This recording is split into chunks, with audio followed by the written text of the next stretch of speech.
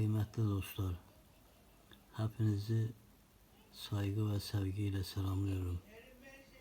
Nice güzel bayramlar yaşamanızı, güzel bayramlarda hep beraber olmamızı niyaz ediyorum.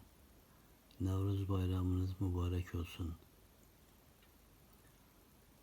Nevruz bayramı. Dodaklarda gülüş, çəməndə çiçek, bülbül cəhcəh vursun Navruz bayramı. Ürəkdən sevgiler daşıp gelecek, o yar bana sorsun Navruz bayramı. Toy bayram hayatın güzel şenliği, güzel kızlar giysin ağ gelinliği.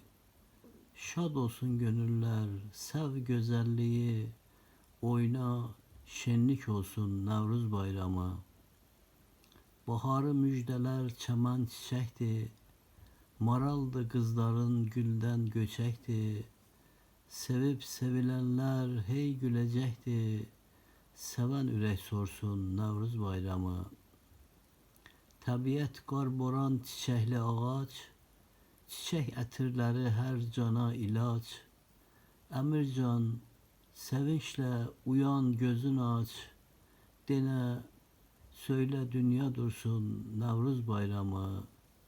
Dene dünya dursun Navruz bayramı.